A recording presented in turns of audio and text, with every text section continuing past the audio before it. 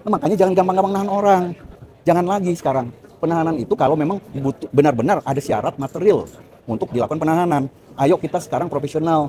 Jangan semuanya teriak-teriak aja, rapid segala. Lah ini hak orang gitu. Nah makanya hakimnya akhirnya bilang, ya saudara nggak dengar, sudah dijawab gitu. Nama beliau Dr. Rio Kristiawan, Prof Associate Dr. Rio Kristiawan, sarjana hukum, magister HUM, magister kenotariatan. Betul. Ya. Tiba-tiba saya ke bandara, tiba-tiba kemudian dipermalukan, dia tidak boleh keluar pada saat itu. Itu kan lucu banget ya.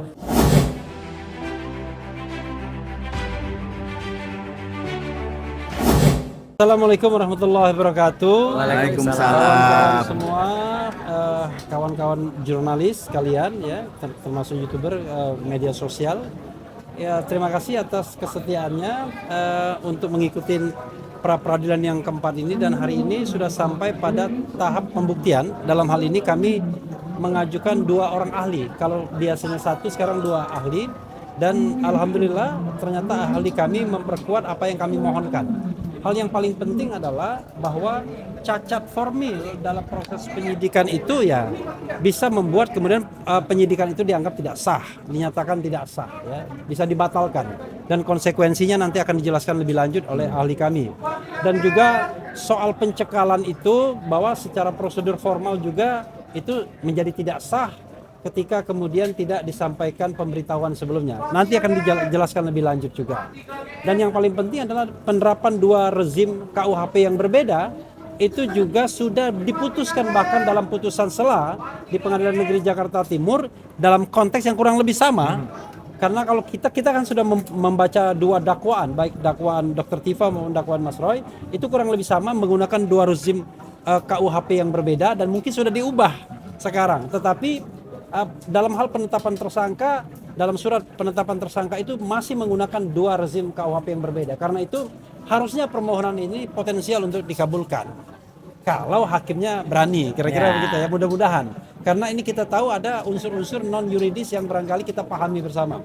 Dan yang kedua yang penting juga adalah bahwa institusi pra peradilan ini adalah institusi yang sah untuk digunakan oleh pencari keadilan. Siapa itu pencari keadilan? Pemohon, dalam hal ini tersangka yang sudah ditetapkan sebagai tersangka. Ahli tadi mengatakan, bagaimana dengan korban dalam tanda kutip, pelapor? Pertama, kasusnya sendiri terlalu melodramatik menurut saya. Begitu saja kok tersinggung misalnya kan, terhina sehina-hinanya. Tetapi yang jelas secara hukum, korban atau pelapor itu sudah diwakili oleh institusi negara. Nah, negara dalam hal ini penyidik ya, Polda Metro Jaya itu harus bertindak dan bersikap profesional, bersikap profesional dalam melakukan proses baik penyelidikan di awal maupun penyidikan. Kalau dia tidak bertindak profesional dalam arti misalnya melanggar hukum sana sini, baik formil maupun material, jangan disalahkan kalau kemudian banyak dikomplain, dimohonkan di pra peradilan, dan salah satunya kita sudah memenangkannya. Dan ini mudah-mudahan kita juga bisa menangkan. Itu sebagai introduction, dan sekali lagi yang didalilkan oleh pihak-pihak di luar pra peradilan bahwa ini berlarut-larut dan lain sebagainya, itu sesuatu yang sangat menyalahi apa yang sudah diberikan oleh hukum, yaitu fasilitas untuk mengajukan komplain pra peradilan, dan selama pra peradilan berlangsung maka pokok perkara atau dakwaan tidak boleh dibacakan.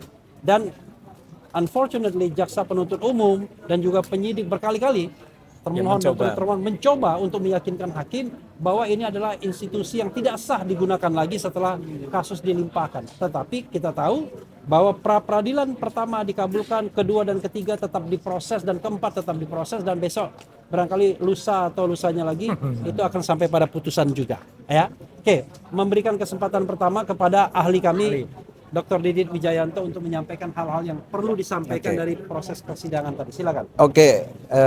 Jadi saya ingin tegaskan pertama. Jadi saya ingin tegaskan ya, bahwa kalau ditanya apakah pra peradilan untuk memperoleh kepastian hukum, tidak. Pra peradilan justru juga kita butuhkan untuk memperoleh keadilan. Keadilan yang di mana? Keadilan jangan dijolimi, jangan diselipkan pasal-pasal yang diselundupkan. Jadi di sini yang pentingnya, dan juga untuk edukasi kepada aparat sendiri, jangan lagi melakukan tindakan-tindakan yang melawan hukum dalam proses penyidikan. Kalau namanya kemudian terus di mana keadilan buat korban, katanya korban maksudnya pelapor. Loh, Kadang-kadang itu kan ada yang namanya pencari ketidakadilan dan pencari keadilan. Nah, yang sudah jelas sekarang seorang tersangka tentunya dia harus membela dirinya agar tidak menjadi korban ketidakadilan. Ya, bukan lagi kita bicara soal pelapor. Ya, nanti keadilan akan diberikan gitu. Dan sudah diserahkan kepada negara. Ya, jadi ini jangan salah kaprah. Nah, kalau bagaimana nasibnya si keadilan si korban, sekali lagi saya bilang ya bahwa ini jangan prejudice bahwa si korban atau pelapor itu sudah pasti benar. Kadang-kadang laporannya itu juga kita tahu laporan pesanan, laporan dengan syarat dengan politis, dengan segala macam. Ya, kita tidak pernah tahu apa yang terjadi. Dan jangan setidak-tidaknya jangan ada pasal yang diselundupkan. Lah, kita cari dong keadilannya di sini buat si tersangka ya. Demikian ya, saya rasa tadi cukup. ada sempat perdebatan sedikit, itu boleh diceritakan sedikit Bang? Ya, jadi begini, saya udah jawab dan berulang-ulang. Tapi dia bilang belum jawab. Saya udah bilang, pengadilan bagaimana kepastian hukum buat korban? Atau keadilan buat korban pelapor di sini. Saya jelaskan, saya udah jelas. Jadi begini, ada orang bela diri, dikenakan pasal 338 waktu itu pembunuhan. Padahal kalaupun mau, penganiayaan hingga tewasnya orang, ancamannya kan beda. Nah, jadi orang itu mengajukan pra-peradilan untuk mencopot pasal 338-nya. Di sini keadilan buat siapa? Ini kan sudah yang namanya ada penyelurupan pasal. Itu yang saya jelaskan. Tapi bagaimana dengan kepastian hukum? Apakah ini akan Prapit berulang kali? Loh, Prapit ini mencari keadilan juga sama. Ya. Jadi kalau makanya terus bagaimana dengan penahanan tadi yang ditanya? Nah, makanya jangan gampang-gampang nahan orang. Jangan lagi sekarang. Penahanan itu kalau memang benar-benar ada syarat material untuk dilakukan penahanan. Ayo kita sekarang profesional. Jangan semuanya teriak-teriak aja. Prapit segala. Lah ini hak orang gitu loh. Ya. Jadi jangan lagi. Itu perdebatannya tadi. Saya udah jelaskan tapi masih dipertanyakan. Nah makanya hakimnya akhirnya bilang, ya saudara nggak denger, sudah dijawab gitu loh, ya. Jadi demikian ya. Ya, Pak Rio, silakan. Ya. Pak Rio, ahli kami. Ya, ini pertama kali tetapi sangat memuaskan. Ini Prof Rio. Ya, Nah, baik.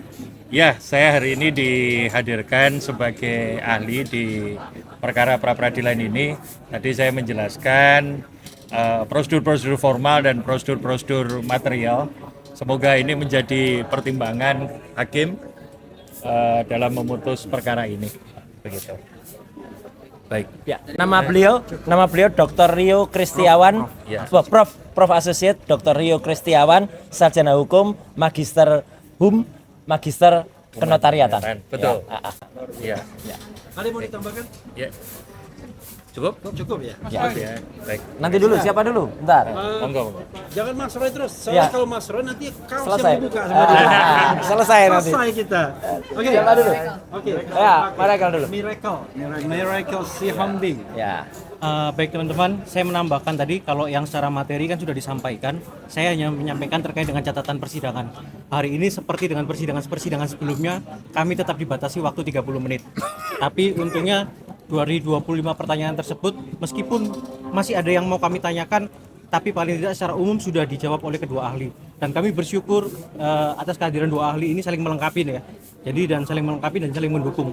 Jadi kehadiran dua ahli ini bukan siasat kami untuk misalnya menambahkan waktu memberikan keterangan, bukan, tapi itu saling melengkapi dan membuktikan bahwa kami serius menjalani proses pra-peradilan ini.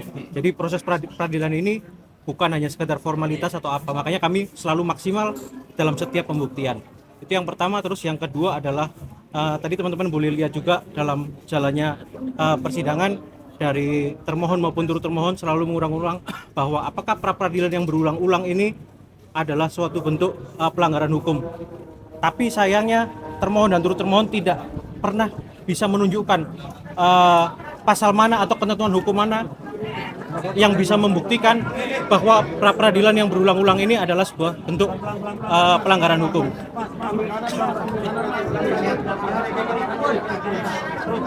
Itu dan terakhir yang ingin kami sampaikan bahwa tadi ada satu pesan satu pesan dari ahli yang cukup bagus ya, yang terkesan bahwa turut termohon dan termohon ini takut kok peradilan berulang-ulang. Nah, ahli tadi menyampaikan satu pesan yang cukup baik, yaitu apa? Kalau yang terpenting adalah bagaimana para penegak hukum, khususnya penyidik, baik kepolisian dan kejaksaan itu tertib dalam penegakan hukum. Kalau tertib tentu tidak mungkin ada celah untuk melakukan pra-peradilan. Itu sudah menjadi. Iya, intinya gini ya, jangan menersangkakan orang sembarangan dengan menggunakan pasal-pasal yang gila-gilaan, yaitu ancaman hukuman 8 tahun 12 tahun penjara. Padahal masalah pokoknya adalah ada orang yang merasa tersinggung, merasa terhina. Makanya kemudian kalau kita challenge di pra-peradilan itu sangat sah. Dan dalam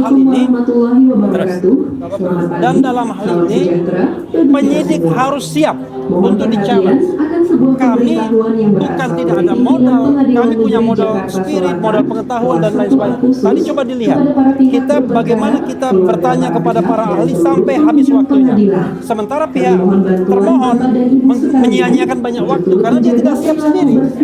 Jadi sekali lagi, walaupun Anda punya kewenangan untuk melakukan penyidikan, kemudian menersangkakan orang, dan kemudian juga turut termohon bisa untuk mendakwa orang, tetapi tetap harus dalam koridor hukum, tidak boleh semena-mena, harus menghormati konstitusi dan hak asasi manusia. Itu yang paling penting. Ada tambahan, silakan. Untuk hari ini kan kita memang sudah mengajukan ahli terhadap 3 materi pra-peradilan kita. Yang pertama itu pencekalan atau pencegahan bepergian ke luar negeri, terus kemudian penyidikan yang tidak sah dan penetapan tersangka yang tidak sah. Pada 2 ahli tersebut keahliannya memang sudah mendukung kami punya objek pra-peradilan. Seperti pencekalan memang harus diberitahukan oleh penyidik kepada terlapor, dalam hal ini sekarang pemohon.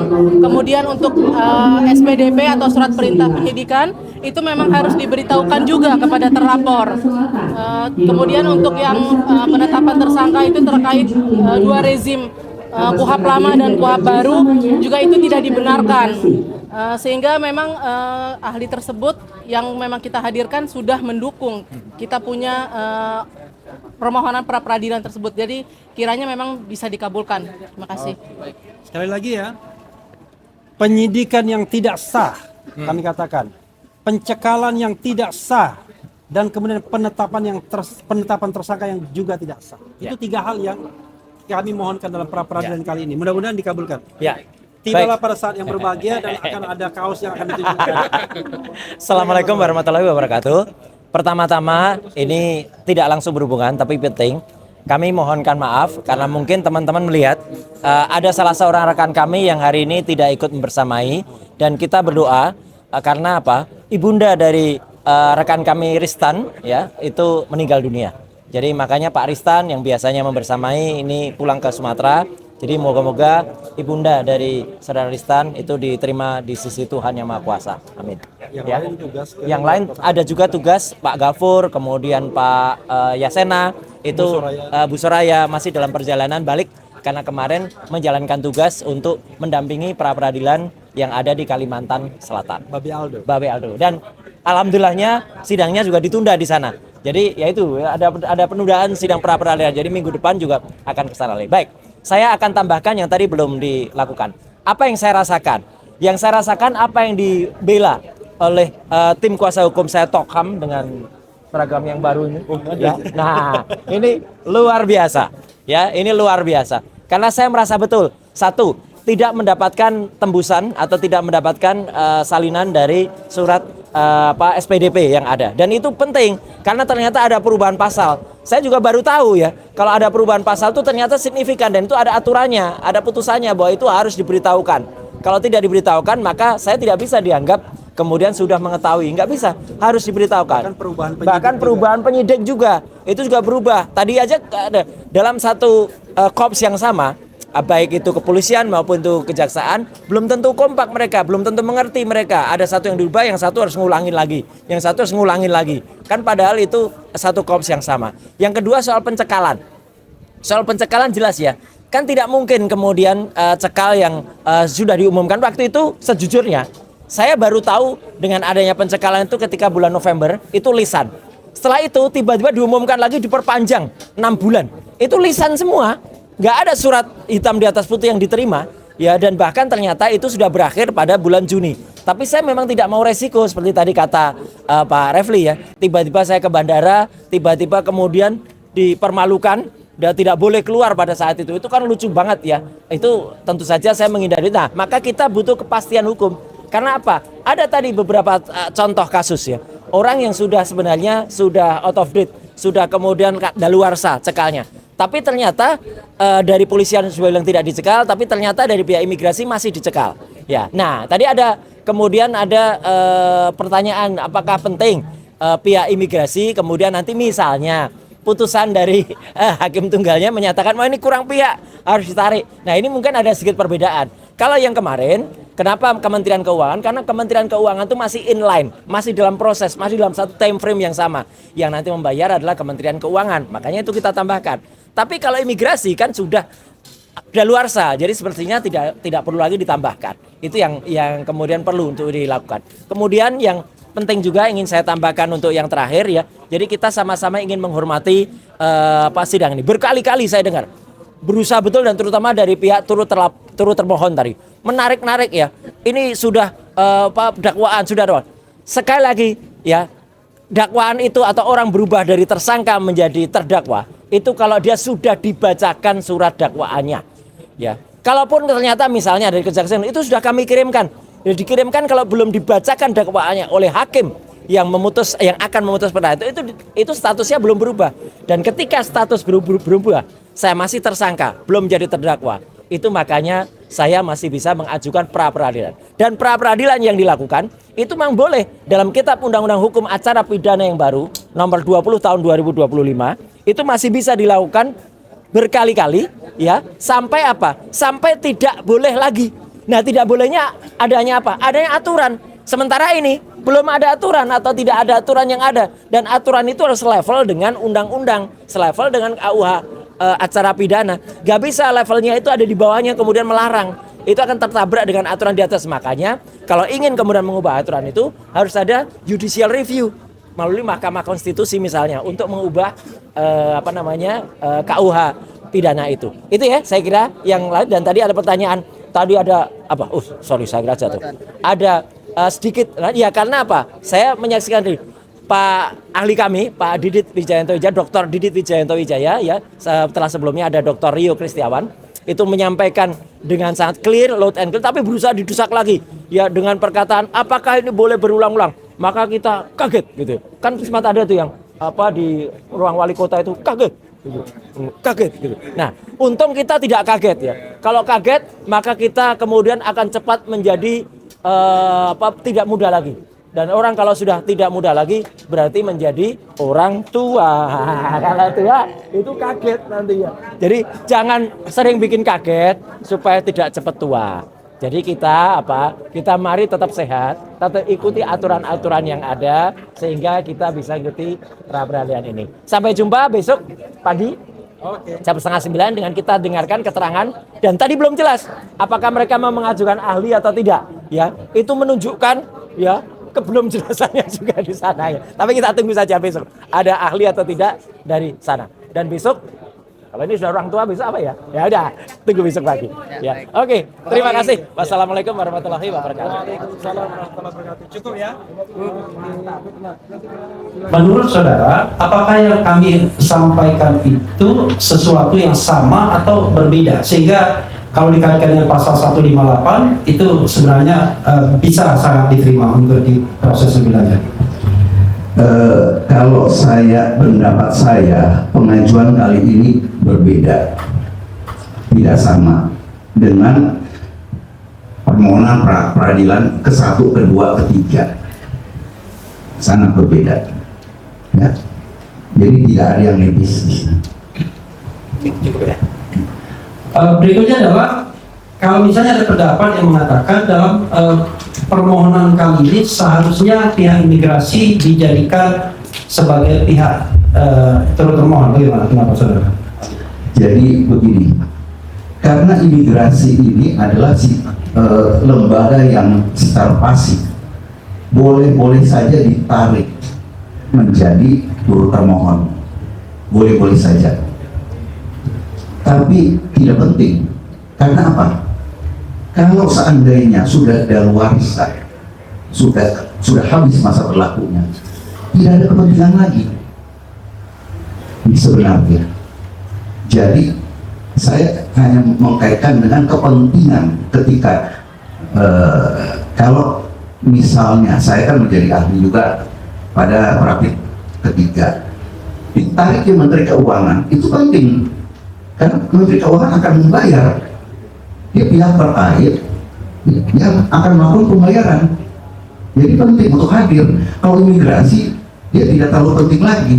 Sebenarnya secara aturan, secara teknis harusnya kalau sudah daluarsa sudah akan dihapus dari komputer. Nah, kalaupun ada putusan pra peradilan yang mengabulkan bahwa itu tindakan pencekalan tidak sah, akan dihapuskan. Kadang-kadang mungkin masih terlewat, belum dihapus. Itu tindakan administratif yang kelalaian.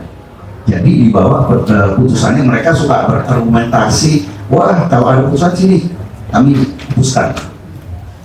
Karena saya pernah ada klien juga mengalami pencekalan, sudah di SP3 malah perkaranya oleh Polda Metro itu, tapi ternyata di imigrasi belum dihapus, sudah di SP3, sudah lewat waktu. Pas berangkat ke klien saya mau berangkat ke luar negeri, nggak boleh, akhirnya disuruh menghadap ke Wasdaki bahwa SP3-nya kan sama, SP3 dengan putusan pra peradilan gitu. Jadi tidak perlu ditarik. Oke. Iya, ini di sidang pra peradilan ini saya lihat selalu ada sesuatu yang membingungkan ya, soal alat uji, batu uji, dan bagaimana hukum acara pra peradilan yang harus digunakan. Pertanyaan saya adalah, kita kaitkan dengan pasal 361 huruf A ya. Kalau proses penyidikannya itu sudah dilakukan sebelum KUHP yang baru ini digunakan, maka masih menggunakan KUHP yang lama. Tetapi proses peradilan pra peradilannya itu sendiri bagaimana? Jadi tolong saudara jelaskan beda batu uji, alat uji. Misalnya kita menguji soal pencekalan dan penetapan tersangka dengan dasar untuk melaksanakan pra peradilan itu sendiri. Silakan. Oke, jadi begini. Saya waktu itu sebenarnya sudah pernah jelaskan, tetapi saya tegaskan lagi. Kalau tindakan penyidikan itu adalah dilakukan sebelum berlakunya KUHP baru, maka berlakulah pasal 361 huruf A, di mana batu uji dari tindakan-tindakan kita melihat abuse of power atau terjadi atau tidak adalah seluruh aturan yang berada pada rezim KUHP lama. Tapi proses peradilannya menggunakan KUHP baru, lex temporis delicti, ya. Jadi menggunakan hukum acara yang baru, bukannya hukum acara yang lama. Bukan, itu keliru gitu loh, keliru paham. Saya nggak tahu nanti ditanya lagi dari termohon. Tapi saya tegaskan, tolong dibedakan antara batu uji antara tindakan-tindakan si penyidik yang kita uji di sini dengan proses pra peradilannya. Pra peradilannya tidak boleh menggunakan KUHP lama, harus KUHP baru, gitu ya, demikian.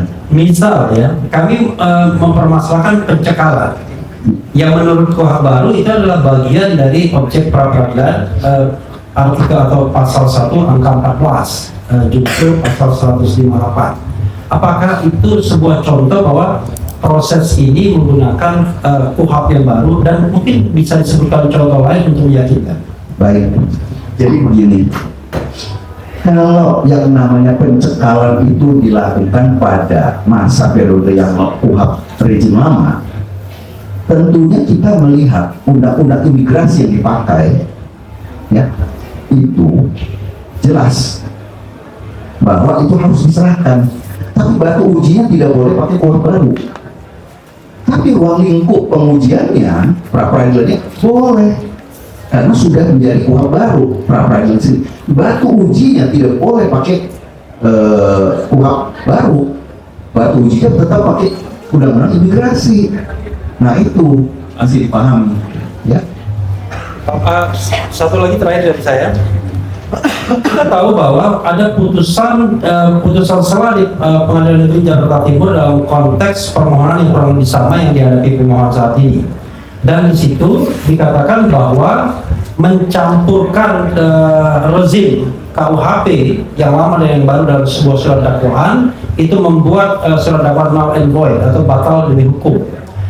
Kami juga dalam permohonan ini mempermasalahkan hal tersebut juga. Nah, apakah boleh ya kami atau pemohon itu menggunakan putusan itu sebagai referensi, sebagai dasar?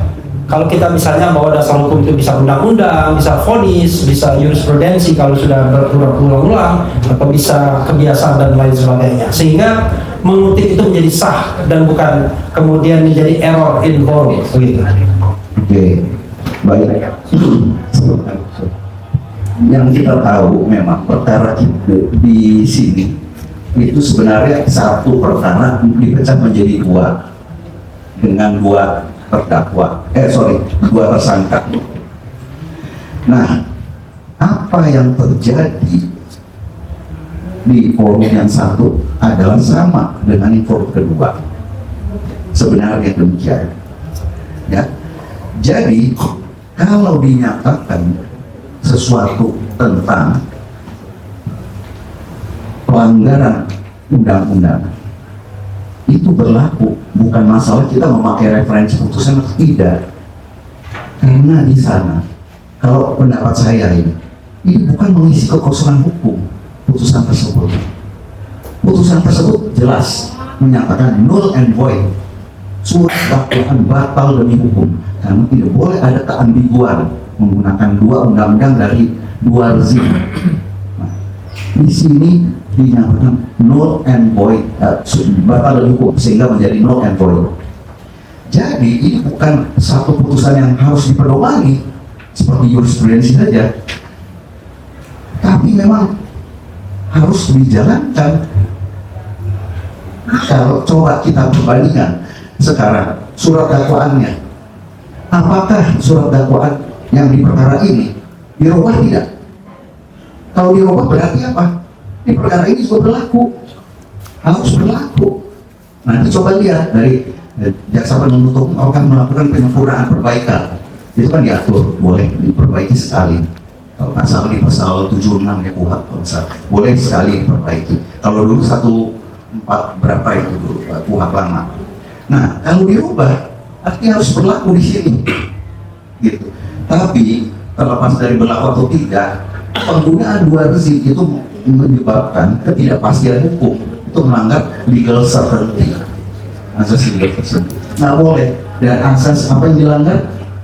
Lex posteriori derogat legi priori, ya itu dilanggar. Oke, terakhir dari saya, tadi saya mau terakhir. Jadi gini, misalnya begini, kita bicara formil dan material ya. Kadang-kadang orang mengecilkan hal formil, cuma prosedur saja, cuma tidak disampaikan sudah. Tetapi kami ingin tanyakan adalah sejauh mana hal-hal formil itu bisa membatalkan penersangkaan atau penetapan tersangka. Kami misalnya mempermasalahkan tidak disampaikannya sprindik yang lanjutan, sprindik tanggal Januari, sprindik Maret, sebelumnya ada sprindik Juli 2025.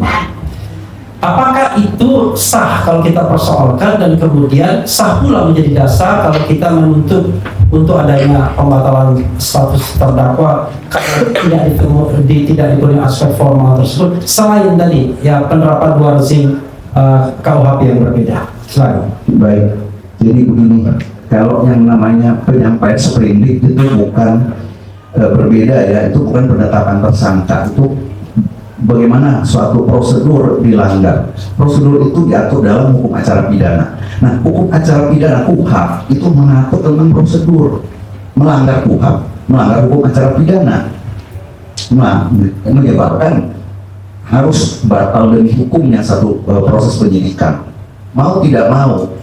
Dan putusan MK tentang kalau penyampaian sprindik itu nomor 130, artinya apa? Itu adalah hukum acara pidana.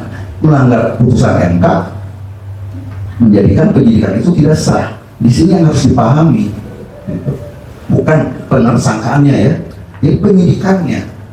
Penyidikan itu jalan tolnya. Di tengahnya ada penggeledahan, ada penangkapan, ada penahanan. Kemudian kalau penahanan yang tidak sah tidak menyebabkan penyidikan yang tidak sah. Tapi kalau pelanggaran terhadap putusan MK yang mengatur tentang sprindik ini kenapa? HKKP kita lihat itu pengujian batu ujinya adalah hak asasi manusia. Kalau orang tiba-tiba ada sprindik ini kan bisa berubahnya ini karena perubahan pasal, kemudian adanya sesuatu yang baru, penyidik yang baru, juga kalau penyidik pindah itu ada sprindik baru. Jadi sprindik itu bisa diterbitkan sehingga 5-6 kali bahkan dalam satu penyidikan. Dan kita wajib tahu. Jadi kalau misalnya ada putusan pengadilan, setiap putusan itu kita diberikan hak untuk mengetahui, dapat relas. Kalau kita tidak tahu, bagaimana kita bisa mengajukan banding? Makanya harus diberitahu resmi. Kalau kasasi, kalau kita belum dapat, nggak bisa dieksekusi. Saya belum dapat. Nah, itulah pentingnya. Jadi wajib diberitahukan itu sejak awal, sejak sprindik, sejak surat perintah penyidikan diterbitkan. SPDP ini sebenarnya istilah surat pengantar. Produk hukumnya ada sprindik gitu. Jadi ketika ada terbit sprindik baru, wajib hukumnya menurut putusan MK. Nah, apakah kita bilang itu tidak membatalkan substansi material? Nah, kalau mau diulang lagi, dan dipenuhi. Jadi bukannya membatalkan sebenarnya secara substantifnya, membatalkan perbuatan itu, tapi prosesnya jangan begitu. Jadi orang siap-siap. Ya, kadang-kadang kan kita kemudian bicara bahwa ini kan sudah jauh perjalanannya, ya. Masa proses penyidikannya dibatalkan hanya karena sprindiknya atau SPDP-nya tidak disampaikan kepada tersangka begitu. Kalau misalnya berpatokan pada pendapat saudara ahli, apa konsekuensinya kalau memang faktanya bahwa memang yang namanya sprindik 2, sprindik 3 itu tidak pernah disampaikan? Ya, kalau pendapat saya, jujur ya, saya sebagai seorang profesionalis hukum, di bidang hukum, saya akan bicara secara profesionalisme. Jadi intinya kita mulai sekarang tertib dan disiplin dalam melakukan penegakan hukum, tidak lagi asal-asalan. Kalau kita menyapu ruangan kotor, jangan pakai sapu kotor. Kalau masih amburadul, coba deh kalau nanti penegak hukum yang merasakan itu. Ini mohon maaf ya. Sekarang coba, kan ada yang lagi pra-peradilan juga di depan situ. Nah, dia keberatan, wah penahanan saya ini dan saya penetapan tersangkanya tidak sesuai. Coba kita bongkar waktu ketika dia menjabat. Coba bongkar. Apa sesuai itu? Banyak yang menjadi korban. Nah, makanya ketika kita menjadi orang pesakitan, teriak-teriak. Semua yang di sini juga pasti teriak-teriak. Wah, nggak benar nih, caranya ini begini, caranya nggak begini, bukti permuaannya kurang. Oh, saya sudah ditersangkakan, misalnya itu. Nah, itulah namanya abuse of power. Kita kalau misalnya dari sprindik saja tidak diberikan, dan rusak nih, karena kita nggak tahu apa yang terjadi sebenarnya. Ada perkembangan-perkembangan kita nggak menguasai. Itu hak asasi manusia. Jadi jangan teriak-teriak nanti kalau begitu. Makanya sekarang mendingan teriak-teriak di sini di pra-peradilan, ya, minta keadilan. Ya, bukan mata batin dari aparat penegak hukum khususnya yang mulia. Izin yang lanjutkan yang mulia. Terima kasih saudara ahli, izin saya melanjutkan ini terkait dengan pencekalan saudara ahli. Secara normatif kan pencekalan terdapat batas waktu untuk dalam imigrasi ya. Yang ingin kami tanyakan, bagaimana status hukum pencekalan ketika berkas perkara telah dilimpahkan kepada jaksa penuntut umum, namun tidak ada penetapan perpanjangan pencekalan baru. Pertanyaan selanjutnya, apakah pelimpahan berkas perkara ke penuntut umum itu secara otomatis menggugurkan atau memperpanjang masa berlakunya pencekalan? Oke, itu dua pertanyaan, itu sebenarnya satu ya. Jadi begini, kalau misalnya ada pencekalan, kita anggap pencekalan itu sah, kemudian dilimpahkan, statusnya tetap tidak menjadi gugur, tetap sampai dengan batas waktunya. Batas waktu pencekalan itu 6 bulan dan bisa diperpanjang sekali. Nah, kalau tidak ada perpanjangan, ya 6 bulan saja sudah habis. Tapi dengan pelimpahan itu bukan berarti itu menjadi gugur atau harus dicekal baru, tidak. Ya, jadi ya tunggu saja sampai selesai, sampai dengan masa daluarsa expirednya, demikian. Baik, tadi kan saudara ahli menjelaskan terkait pencekalan yang sah. Nah, bagaimana dalam kondisi pencekalan yang tidak sah? Karena secara normatif ada kewajiban bahwa pihak tersangka yang dicekal itu wajib diberikan pemberitahuan baik sejak awal maupun ketika ada perpanjangan. Nah, ini bagaimana kalau dalam kondisi yang tidak sah tersebut? Nah, jadi begini, saya contohkan pencekalan itu sebenarnya kalau menurut tafsir saya itu adalah penahanan juga, tapi penahanan wilayah negara sebenarnya. Tapi sekarang ini kita bicara penahanan itu menjadi tidak sah atau penangkapan tidak sah kalau tidak disampaikan ke keluarganya, kalau tidak dibuat berita acara. Ini kita bicara uang lama. Nah, tapi kan dia harus ditahan. Kan sah saja itu, pokoknya kami punya syarat untuk syarat objektif dan syarat subjektif sudah terpenuhi itu. Iya, tapi kalau dilanggar prosedur berarti itu penahanan tidak sah. Kalau keluarganya tidak tahu, itu bisa dianggap penculikan. Mau penegakan hukum kenapa jadi seolah-olah melakukan penculikan? Ya kita mesti coba ya memahami gitu. Saya ingin menyampaikan ini tidak hanya untuk para advokat, tetapi para aparat penegak hukum yang lain. Ketika mereka juga menjadi pesakitan yang ditahan, ditangkap dengan tidak diberikannya kepada keluarga dan sebagainya, mereka akan komplain, nggak sah ini, melanggar hukum acara tidak sah, itu hukumnya, gitu loh. Kalau mau melanggar hukum acara terus tetap dibilang sah, ya mau ya sudah, mau jadi apa negara ini? Gitu. Ya kalau melanggar, melanggar sudah, gitu. Nggak boleh gitu. Penangkapan, penahanan harus diberikan pemberitahuan kepada keluarga, harus dibuat berita acara, harus diberikan surat perintahnya kepada tersangka. Nah, pernah ada penyidik bilang sudah kami kasih keluarganya melalui pengacaranya si tersangka. Nah itu kan pengacara tersangka sama juga tersangka, bukan pengacara keluarga. Saya bilang begitu, itu berbeda gitu loh. Ya, jadi kalau undang-undang sudah bicara apa, ya ikutin gitu. Apalagi cukup jelas, jangan lagi kita menafsir-tafsirkan. Ya nggak apa-apa dong sebenarnya, itu cuma terlambat. Ya nggak bisa begitu. Kalau 1 kali 24 jam, 1 kali 24 jam, demikian. Pertanyaan terakhir, Pak.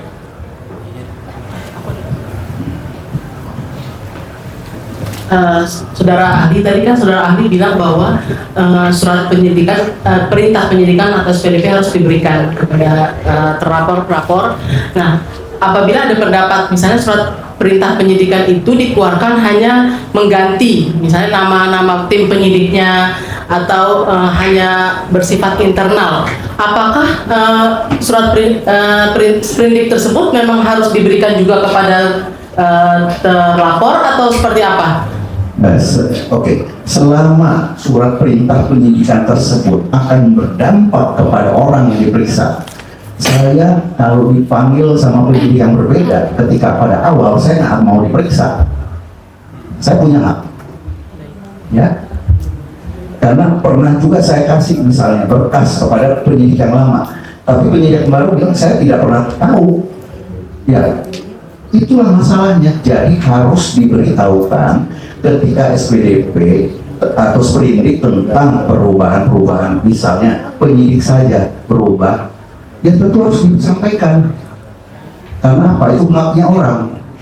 Hak itu jangan dilihat muatan materinya apa, tetap harus diberikan. Ya. Tetap harus diberikan, Tetap. sekalipun itu bersifat internal ya. Bukan Karena internal, itu eksternal, karena kita itu diperiksa sama si penyidiknya itu, jadi berkaitan dengan eksternal itu, bukan internal. Baik. Sehingga sejauh mana berarti fungsi SPDP itu bagi seorang tersangka? Apakah hanya untuk mempersiapkan pembelaan diri atau menunjuk penasihat hukum, atau bagaimana dampak dari SPDP itu kalau misalnya tidak diterima?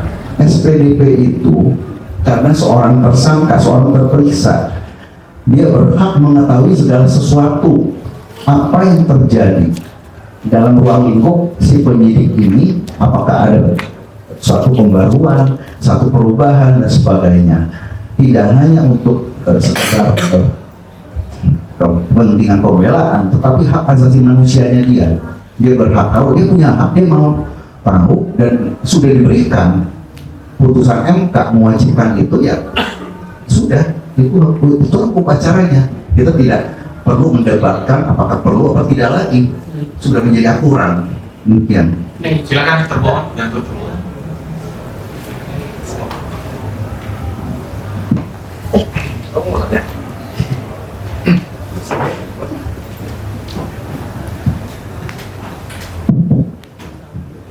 Terima kasih yang mulia.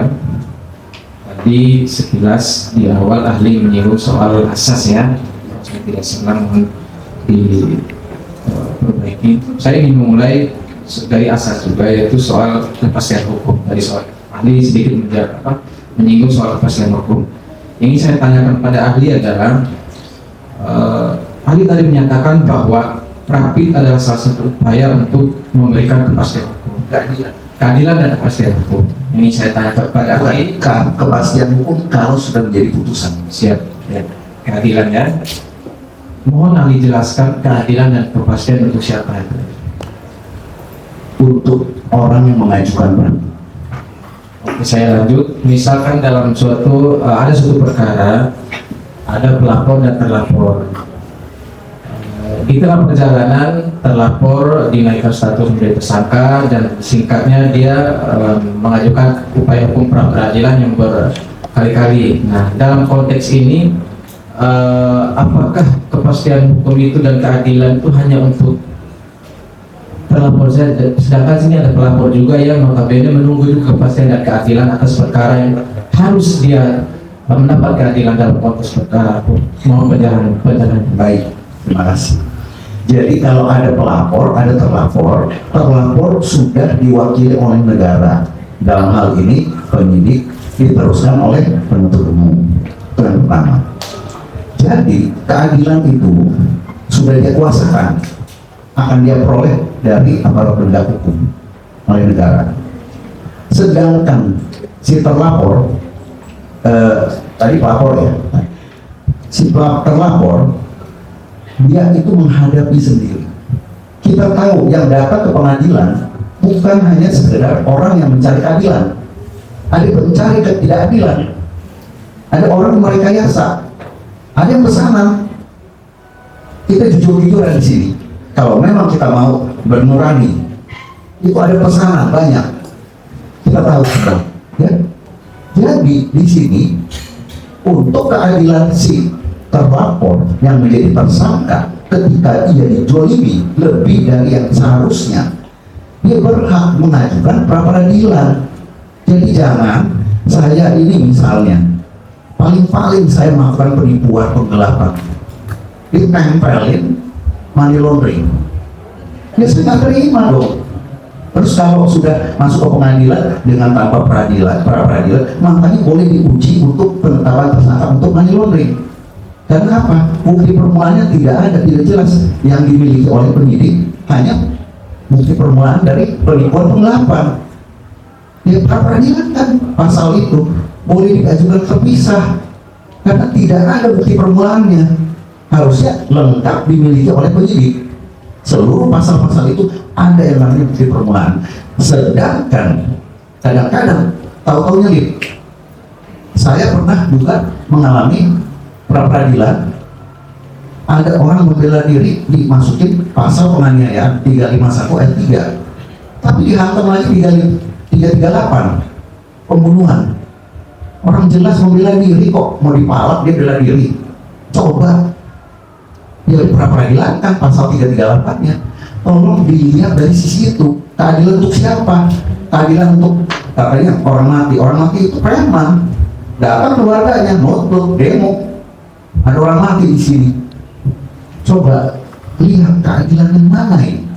Keadilan yang pencari keadilan atau pencari ketidakadilan? Kita mesti tahu di sana, bedakan di sana. Oke?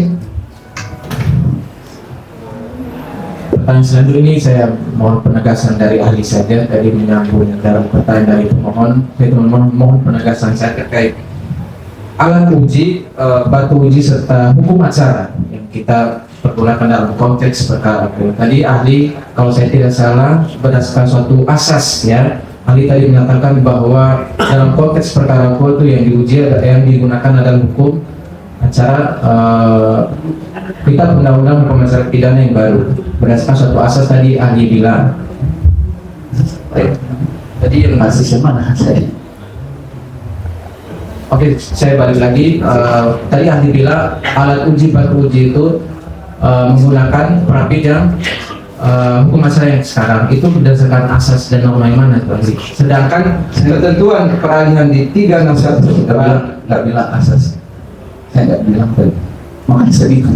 Tadi sedikit menyinggung soal asas tadi yang bilang asas kalau nggak salah lex temporari tadi. Oh, mungkin ahli lupa. Oke, Koreo. Ya, itu Bukan saya belum bilang. Mungkin ahli yang sebelumnya. Saya nggak ngomong itu. Sudah, ganti saja Pak. Oke, yang ganti. Tapi materinya itu. Siap. Pertanyaan selanjutnya bahwa ada asas yang namanya asas tempus regit actum yang maknanya bahwa hukum harus dinilai dan diterapkan pada saat peristiwa atau perkara itu terjadi. Itu sepakat ya. Jika kita melihat dalam konteks perkara kemudian ditegaskan dalam rezim KUHP yang baru di 361 huruf A yang menyatakan bahwa perkara tindak pidana yang sedang dalam proses penyidikan atau penuntutannya diselesaikan berdasarkan ketentuan Kitab Undang-Undang Hukum Acara Pidana Nomor 8 Tahun 1981.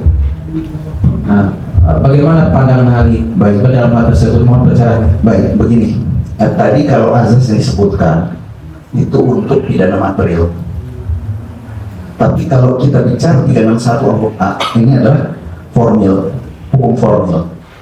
Nah, di sini ditegaskan 361 huruf A bahwa apabila penyidikannya ya, dilakukan pada saat hukum acara pidananya itu yang lama, kemudian pada saat penyelesaian ini berlaku hukum acara baru.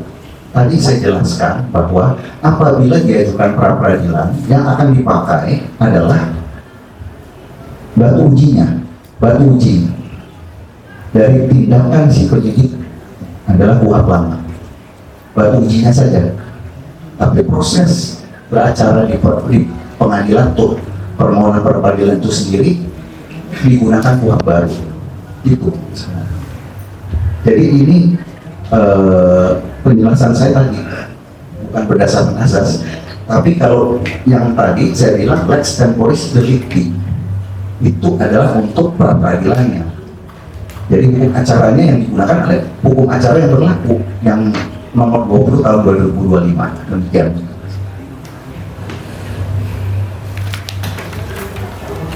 Silakan semua. Terima kasih Yang Mulia. Silakan ahli, saya ingin bertanya terkait pencekalan. Di depan dia. Iya, sebenarnya. Ya, ini kan ada permohonan terkait pencekalan yang dimohonkan oleh pemohon, Pak. Pertanyaan saya, karena pencekalan ini kan sudah ada luasan ya, dalam halus waktu. Ya.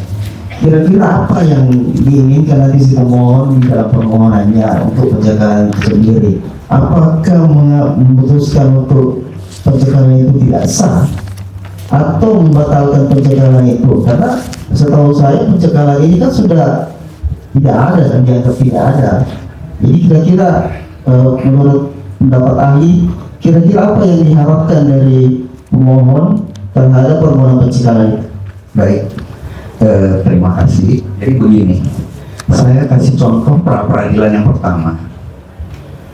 Pemohon sudah tidak berada dalam penahanan termohon, tapi pemohon mengajukan penangkapan, penggeledahan, dan penahanan tidak sah.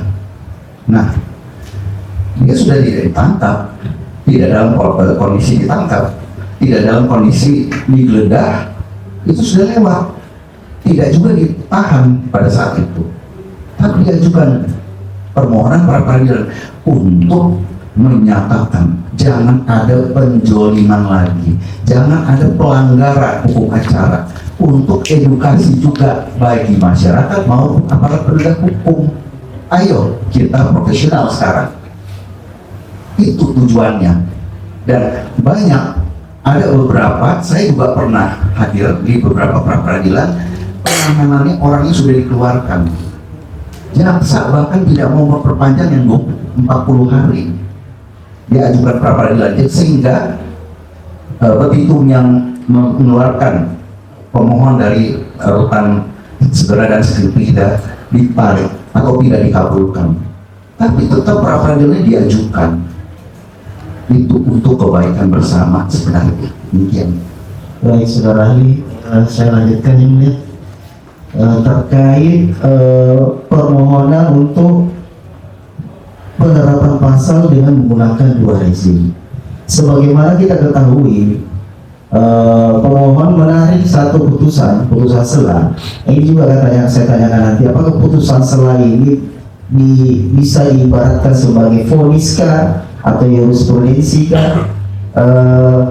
Karena setahu saya putusan sela ini kan Pak belum membahas materi pokok perkara dan bisa dikatakan itu belum inkrah, hanya di sisi formilnya saja. Apakah itu menurut saudara, apakah putusan sela yang nyata-nyata itu adalah perkara yang lain ditarik sebagai salah satu objek permohonan, dan juga menurut saya itu tidak diatur di pasal 158 Undang-Undang 20 tahun 2025. Kemudian masalah permohonan penerapan pasal dengan dua rezim ini, kira-kira menurut ahli, apakah permohonan ini diperiksakan di sidang pra peradilan atau disidangkan di pokok perkara seperti yang dilakukan oleh yang memiliki putusan sela, yang mendapatkan putusan sela itu, yang nyata-nyata sudah diputus diterima di dalam sidang nota perlawanan atau eksepsi di sidang pokok perkara.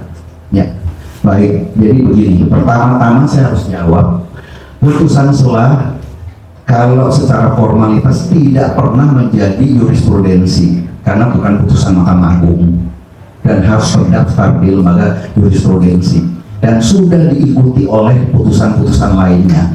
Jadi kalau kita gunakan jurisprudensi itu dalam tanda kutip, apakah bisa diperdomani? Yang kedua, tadi saya jawab juga pertanyaan dari pemohon bahwa kita ini melihat apa isi dari putusan sela. Putusan sela itu berlaku juga sebagai undang-undang kepada seluruh pihak yang terkait. Nah, jadi apakah harus diperdomani? Iya. Kalau isinya menyatakan surat dakwaan batal demi hukum, ada yang salah, ada yang bersifat non hukum di sana, makanya dinyatakan sebagai null and void. Disinilah kita harus berdomani. Ini ada yang salah, ada yang non hukum. Kalau hanya cacat formil itu dibatalkan, ya itu bisa berbeda. Makanya saya bilang kita kembali, kita lihat apakah ada perbaikan dari jaksa penuntut umum pada perkara yang sama tetapi dilakukan secara splitsing. Nah, kalau memang dirubah berarti apa? Itu akan berlaku juga di perkara ini. Tapi kalau tidak, ya nanti bisa diajukan pada saat eksepsi. Nah, Jadi intinya bahwa kalau yang namanya nanti di pokok perkara, walaupun masih kulitnya yaitu eksepsi nota perlawanan, itu kalau tidak sempat mengajukan pra peradilan, karena penggunaan kedua rezim KUHP itu jelas bisa diajukan di pra peradilan, yaitu penetapan tersangka yang tidak sah dan melawan hukum.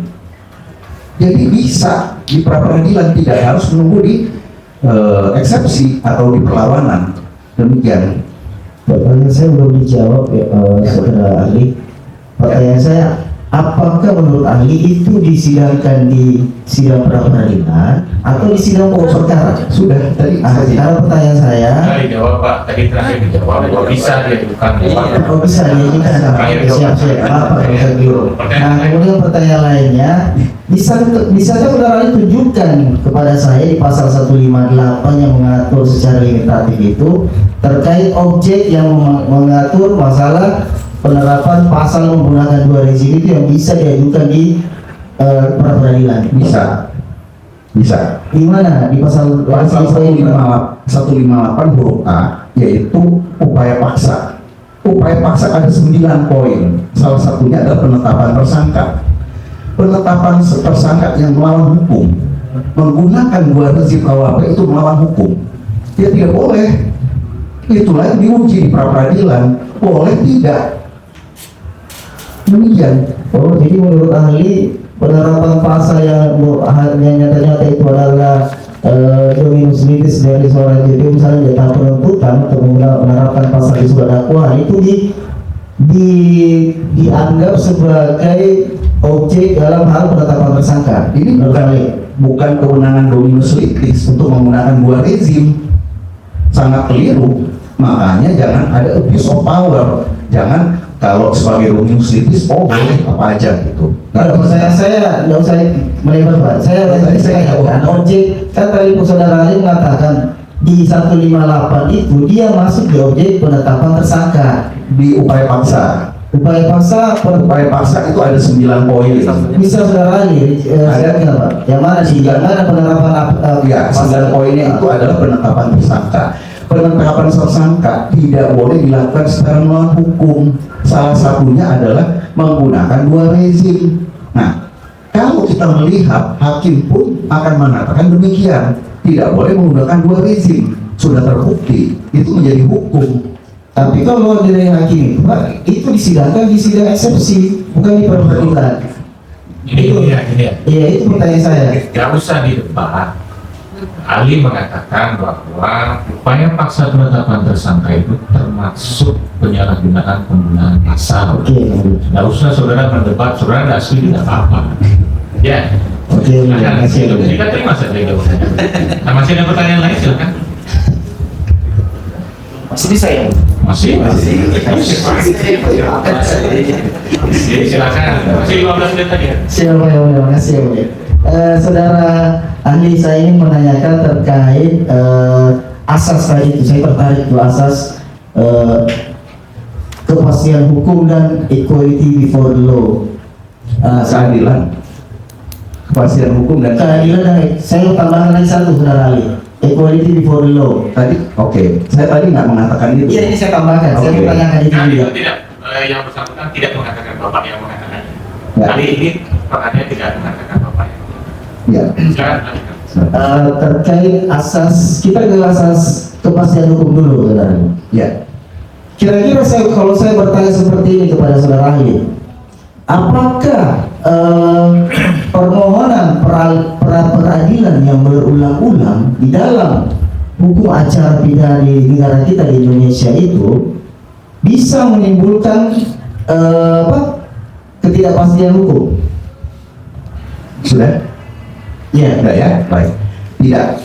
Saya bilang tidak akan menimbulkan, menghilangkan asas kepastian hukum.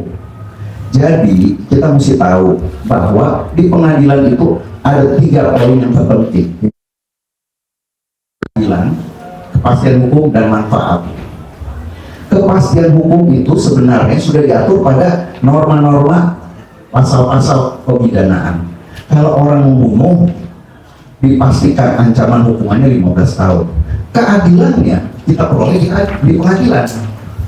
Jadi kalau kita melihat Radbruch, ya, dia mengedepankan keadilan walaupun kita menguji hukum formil di pra-peradilan. Untuk apa orang mendapat kepastian hukum kalau tidak memperoleh keadilan? Saya pernah bicara, mohon maaf nih yang mulia, saya pernah berdiskusi dengan almarhum Pak Bioto, mantan hakim agung. Beliau bilang, coba kita harusnya mengedepankan kepastian hukum. Saya bilang tidak, mohon maaf Pak, buat saya keadilan. Sekarang PK misalnya, dulu belum bisa 2 kali. Kalau PK sekali sudah, berarti tidak boleh PK lagi. Nyata-nyata ditemukan suatu temuan lagi bahwa dia bukan pembunuhnya, sedangkan dia dihukum mati. Orangnya mau dihukum mati atau bagaimana? Ya harusnya kepastian hukum itu dikalahkan oleh keadilan. Karena apa? Pengadilan adalah tempat orang mencari keadilan. Makanya pengadilan. Kalau orang mencari kepastian hukum di pengadilan, namanya pemastian hukum, bukan pengadilan lagi.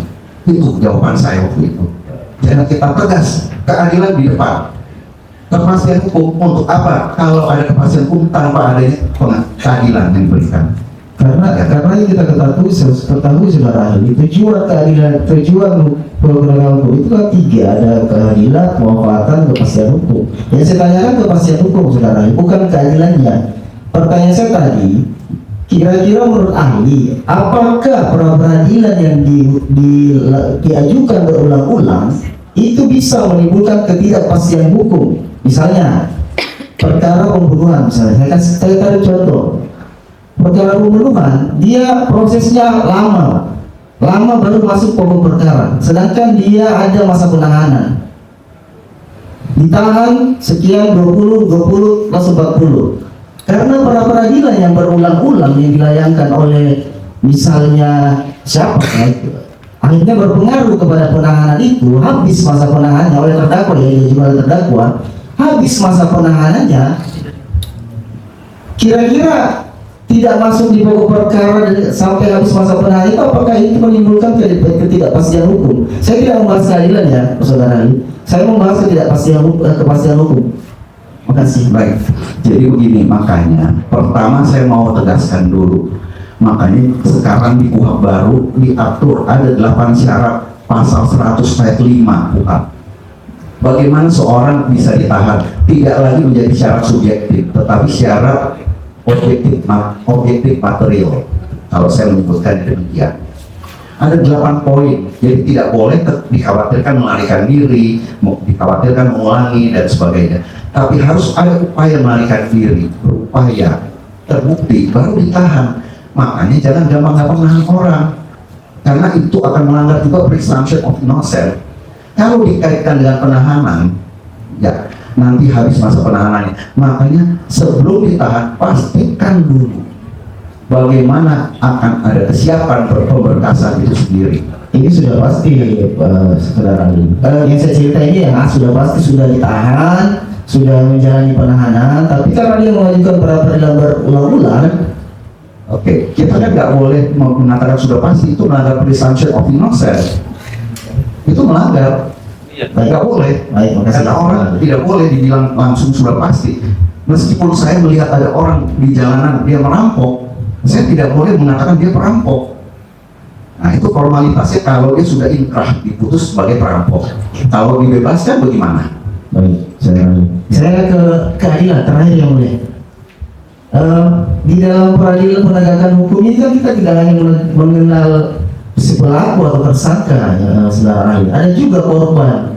Taruhlah korban tipu gelap, korban penghinaan, fitnah, pencemaran nama baik. Mereka ini kan menunggu juga keadilan untuk dia. Apa keadilan untuk mereka datang ke penyidik? Saya ingin mengadukan ini. Saya ingin melaporkan saya ditipu. Saya ingin melakukan barang saya dicuri. Sementara tidak ada perkembangan dari proses perkara itu karena adanya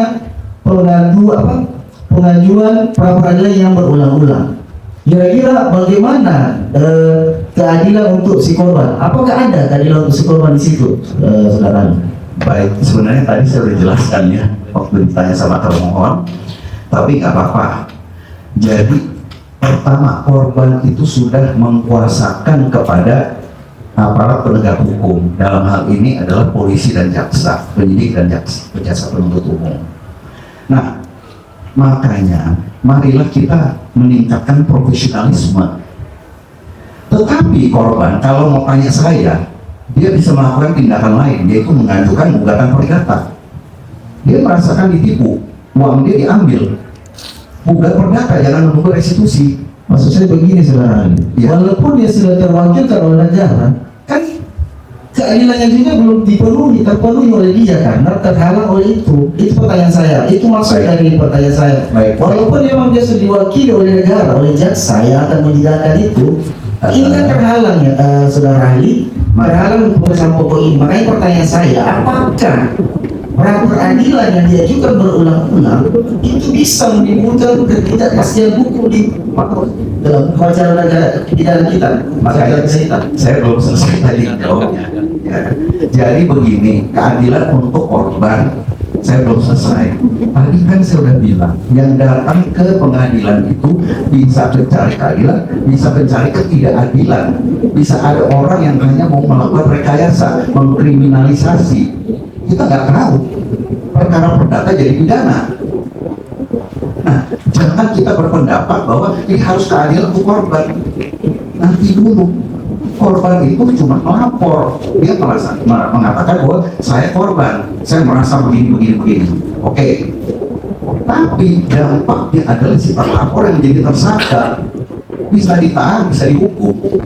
Harus dipahami, keadilan ini nantinya titik beratnya di mana?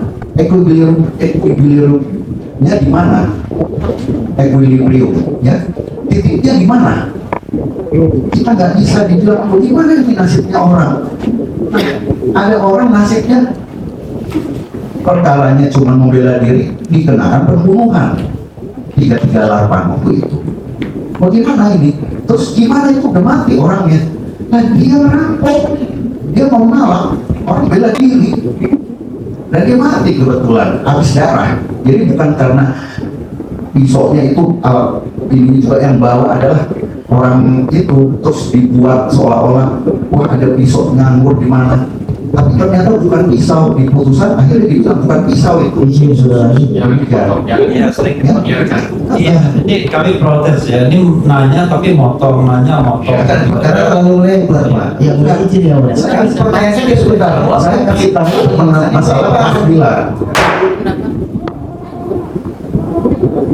Jangan seolah-olah tidak ada saya di sini. Ya, nggak usah bertengkar di sini. Ada hakimnya. Saya sudah sering katakan, ini tidak perlu diubah. Kalau jawabannya panjang, memang karakternya itu jawabannya. Makanya di sini pertanyaan jadi sedikit, kalau jawabannya panjang-panjang. Saudara punya waktu masih banyak, cuma gara-gara nggak sabar ya begini jadinya. Biar terangkat, kita sabar. Ya. Boleh saya sama. Saya tadi bertanya yang mulia, saya juga sudah berpanjang lebar, tapi pertanyaan saya tidak dijawab yang mulia, hanya melebar kemana-mana. Saya kan juga bukan tidak peduli. Saudara juga sudah pertanyaan dijawab, tapi tidak juga didengar. Ada juga tadi begitu. Saya yang kemudian mengatakan sudah dijawab. Tapi ketika saudara tidak setuju dengan jawabannya, jangan kemudian begitu langsung begitu. Ya, itu akan menimbulkan perdebatan yang sebenarnya perlu. Ya, waktu ini bisa kita manfaatkan untuk menggali sesuatu. Ahli memang begitu. Ya, artinya ahli punya preferensi tertentu. Mungkin tidak akan sependapat. Nanti ketika saudara mengajukan ahli, kebanyakan nggak sependapat akan di sini. Kalau kuasa pemohon bersikap seperti itu juga, perlakuan saya akan sama. Saya nggak pernah membeda-bedakan. Itu ya, yang penting nggak usah berkata, nggak usah berdebat. Waktu saudara masih ada. Kalau ada hasil. Itu pertanyaan saya dan menurut saudara ahli, jawabannya seperti apa saudara ahli? Itu tadi yang saya tanyakan. Tadi apakah pra peradilan yang diajukan berulang-ulang bisa menimbulkan ketidakpastian hukum menurut saudara ahli? Itu aja. tidak. Saya bilang tidak. Jadi baik, karena saya mengatakan kalau korban itu tadi dikatakan bagaimana dengan keadilan untuk korban, itulah yang saya jelaskan. Kita tidak mau melakukan prejudice siapa salah siapa benar. Ada asas praduga tak bersalah. Makanya pra peradilan untuk memperoleh suatu keadilan yang hakiki, dia perjuangan di sana.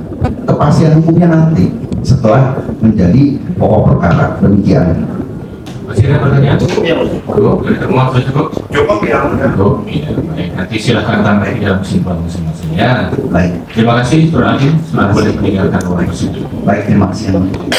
Yang pertama, apakah masuk dalam upaya paksa? Yang kedua, lantas apakah masih di dalam tenggat waktu yang ditentukan? Oke, silakan. Lanjutkan yang mulia pada saudara ahli. Yang ingin saya tanyakan mengenai balik lagi pencegahan atau pencekalan ya. Adakah unsur kerugian yang dapat diajukan oleh pemohon akibat pencegahan atau pencekalan tersebut karena tidak sah atau kadaluarsa? Oh iya, kalau pencekalan tidak sah tentu kan menimbulkan dampak, baik dampak kerugian langsung atau potensi pendapatan yang kemudian hilang. Apabila ada klaim kerugian, itu diajukan di dalam lembaga pra peradilan. Baik, kepada saudara ahli, ke penyidikan yang tidak sah ya saudara ahli ya. Yeah. Bagaimana batasan yuridis dimulainya penyidikan dalam konteks kewajiban penyerahan SPDP kepada tersangka menurut doktrin hukum acara pidana? Batasan yuridisnya ya saudara ahli. Tadi batasannya kalau kita bicara doktrin, tadi saya katakan ini sifatnya aktif. Artinya dikatakan aktif, artinya ketika SPDP itu diterbitkan langsung diberitahukan dengan pengertian langsung itu dengan batas waktu maksimal 7 hari kerja. Baik, itu berarti batasan yuridisnya itu ya berarti. Iya. Baik, dilanjutkan. Ini terkait dengan masih melanjutkan yang tadi, saudara ahli terkait dengan penyidikan yang tidak sah. Nah, apakah tidak disampaikan ya dokumen administratif tertentu di tengah jalan ya, misalnya status PDP yang pertama diberikan itu berakibat pada batal demi hukumnya atau tidak sahnya seluruh proses penyidikan yang telah dilakukan? Kalau dokumen administratif yang dimaksud itu kemudian berkaitan dengan hak terlapor atau tersangka pada upaya paksa, ya kemudian bisa berakibat pada. Assalamualaikum warahmatullahi wabarakatuh. Selamat pagi, salam sejahtera untuk kita semua. Mohon perhatian akan sebuah pemberitahuan yang berasal dari Pengadilan Negeri Jakarta Selatan kelas 1 Agustus. Nggak usah berdiri di situ ya. Memang tidak bisa masuk ya. Dan seluruh pengunjung pengadilan. Kami mohon bantuan Bapak dan Ibu kalian untuk menjaga tidak berdiri di lingkungan Pengadilan Negeri Jakarta Selatan dengan cara tidak menghubungi aku, panitera pengganti, ibu kita, dan seluruh warga Pengadilan Negeri Jakarta Selatan untuk memberikan tim, sokongan, suap, pemberian, atau janji dalam bentuk apapun. Dan apabila terdapat pihak yang merasa melakukan hasil, baik. Kalau tadi kemudian ada dokumen atau administrasi yang tidak disampaikan dan kemudian berkaitan dengan hak yang terabaikan terkait upaya paksa, ya maka yang terlapor atau tersangka bisa mengajukan upaya pra peradilan. Karena kan pra peradilan itu pada prinsipnya melindungi hak asasi daripada terlapor atau tersangka. Baik. Berikutnya, apakah ketiadaan dokumen lanjutan di luar SPDP yang pertama memenuhi kualifikasi sebagai pelanggaran atas asas kepastian hukum dan hak asasi terhadap tersangka? Oh iya tentu, karena kan asasnya ada pidana tanpa kesalahan. Kemudian orang disangkakan pidana, kesalahannya apa? Oke, baik. Saya lanjutkan, tadi kan saudara ahli menjelaskan terkait dengan putusan MK ya, bahwa ada kewajiban untuk menyampaikan SPDP. Apa dampak hukum dengan dilanggarnya putusan MK tersebut, saudara ahli? Iya, penyidikannya kemudian menjadi cacat prosedur.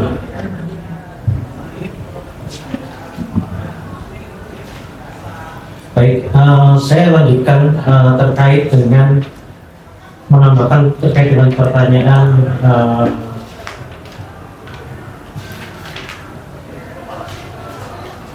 bisa diulang-ulang Pak ya? Iya. Saya perhatikan sudah mulai mengulang-ulang. Yang baru saya perhatikan. baik ya, Mulia. Ini terkait dengan tujuan pemeriksaan pada suatu permohonan peradilan, saudara ahli. Jadi tujuan dari pemeriksaan suatu permohonan pra peradilan itu adalah untuk memeriksa abuse of power penyidik atau misbruk van recht dari pemohon. Ya. Jadi gini, tujuan pra peradilan itu seperti tadi saya jelaskan untuk menguji terpenuhi atau tidaknya secara prosedur formal terkait dengan upaya paksa yang dilakukan oleh penegak hukum. Kalau terpenuhi ya maka pra peradilannya dikabulkan. Kalau tidak, kalau tidak terpenuhi ya pra peradilannya dikabulkan. Kalau terpenuhi secara formal ya maka oleh majelis hakim dinyatakan tidak dikabulkan. Satu lagi pertanyaan. Satu lagi. Begini, ini penting ya bagi kita karena kalau permohonan pra peradilan ini dikabulkan, maka status tersangka gugur bisa. Karena itu permohonan kami kan. Artinya sangat signifikan untuk mengakhiri proses panjang ini. Tadi dikatakan cacat prosedur, cacat formil, kalau SPDP tidak diberitahukan kepada tersangka itu cacat formil atau tidak sah dan lain sebagainya. Cekal juga begitu ketika tidak disampaikan pemberitahuannya. Kemudian dua rezim KUHP yang diterapkan itu juga bermasalah, mungkin secara formil dan material ya, nanti dijelaskan lagi. Nah, kalau memang begitu ya, sekuat apa, sepenting apa cacat prosedur, cacat formil kalau dibandingkan dengan hal-hal yang sifatnya material untuk membatalkan katakanlah proses penyidikan dan kemudian mengakhiri kasus ini dengan dikabulkannya pra peradilan dan dihilangkannya atau dihapuskannya status tersangka. Silakan, ini menurut terakhir Ya. akan dieksplorasi. Penting karena cacat prosedur itu ada abuse of power, artinya ada due process of law yang tidak diikuti, ada tahapan yang kemudian tidak diikuti. Nah, tahapan siapa yang menentukan? Tahapan itu ditentukan perundang-undangan. Seperti tadi saya sudah menjelaskan pada bab imigrasi tadi. Ya, jadi tahapannya setelah diterbitkan, diberitahukan kepada para pihak, ternyata misalnya tidak diberitahukan. Ya, kemudian itu cacat formal. Kalau cacat material, undang-undangnya ngomong A, dilaksanakan B, itu cacat material. Baik cacat formil maupun cacat material itu tetap cacat hukum. Hanya kualifikasinya apakah cacat formil atau cacat material. Kalau cacat formil, maka yang harus dibuktikan adalah tahapan dan pelaksanaan. Tahapan yang ditentukan perundang-undangan dan pelaksanaannya tidak sama. Tahapannya A, B, C. Hanya dilaksanakan A dan C. Nah, itu cacat formil. Kalau cacat material dikatakan A dilaksanakan B, itu cacat material. Dua-duanya tetap cacat. Dua-duanya kalau ini berkaitan dengan upaya paksa, maka dua-duanya tetap akan bisa diuji di lembaga pra peradilan. Silakan termohon dan termohon.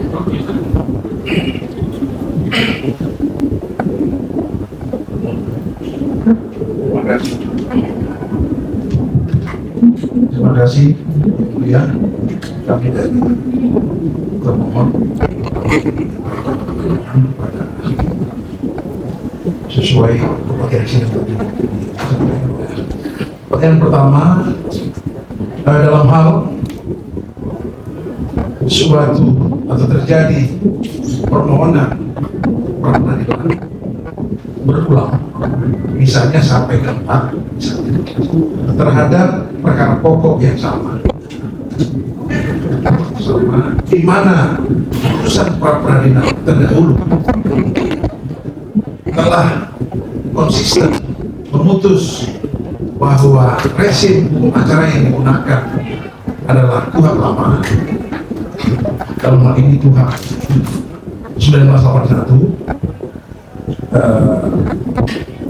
Kami ingin bertanya kepada ahli berdasarkan penjelasan terkait tadi, apakah permohonan pra yang terakhir juga konsisten menggunakan hukum acara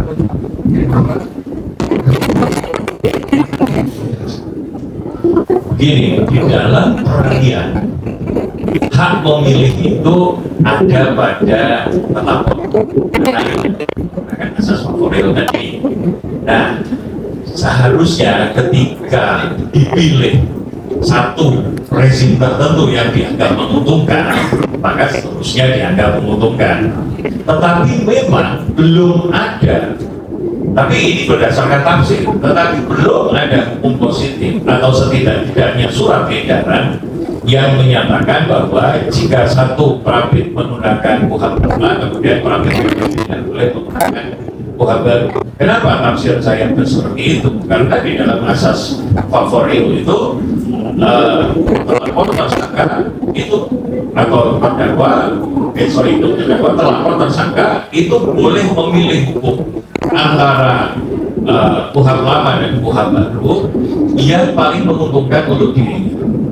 Nah, apakah pemahaman paling menguntungkan ini satu dan seterusnya, misalnya prabit 1 pakai 181, kemudian prabit 2 dan seterusnya, atau prabit 1 181, prabit 2 bisa pakai yang 2025. Nah, ini memang yang ditemukan sejauh ini hanya tafsir dari favoril, karena kelihatannya surat edaran Kapolri dan SKP dengan kejaksaan mengutip juga favoril bahwa tersangka pelapor itu boleh memilih paling menguntungkan dirinya sendiri. Nah, kata menguntungkan ini kemudian dianggap memberi privilege untuk pemohon para peradilan. Terima kasih ahli. Kami dari beberapa segi pertanyaan.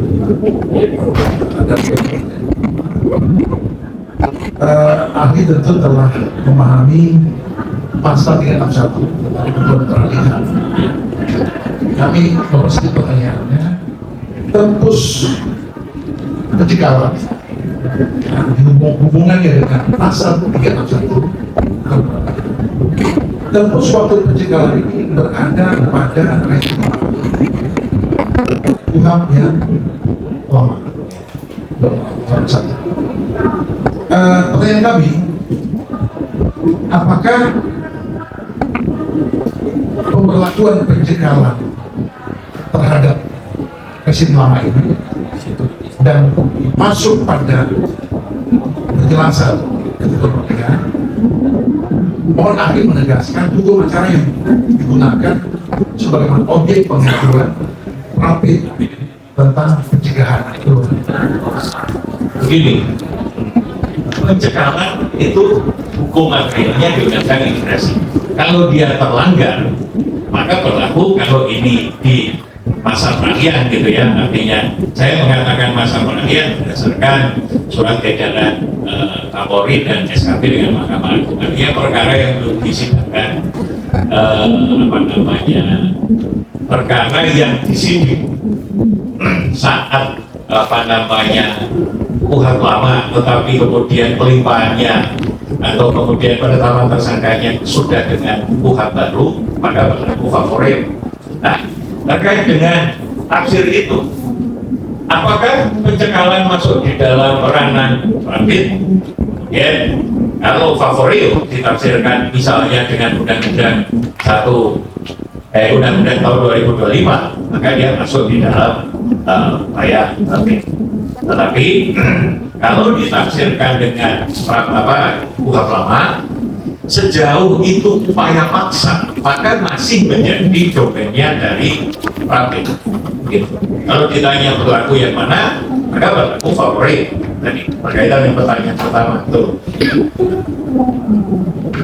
ya berlaku artinya bisa ditafsir dengan kuhab lama, bisa ditafsir dengan kuhab baru, tergantung mana yang paling menguntungkan untuk tersangka pada saat peralihan ini.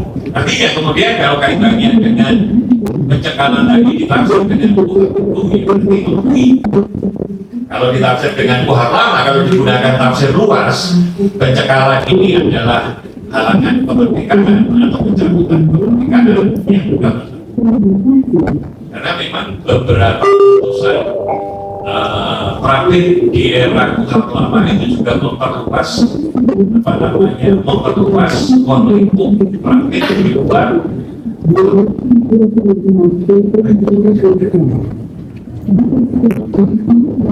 Kami mohon penegasan ahli, apakah KUHP lama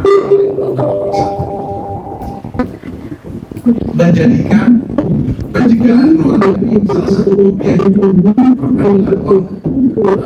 penegasan dari tertulis secara eksplisit tidak, tetapi di dalam tafsir upaya paksa iya.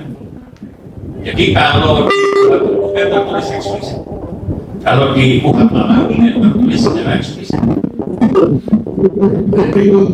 Menurut ahli, apa kemungkinan konsekuensi dari suatu permohonan yang menjadikan objek pra peradilan itu pengalang atau pencegahan luar negeri dengan menggunakan basic resim yang lama, undang-undang 1980. Apa kemungkinan konsekuensi yang terjadi?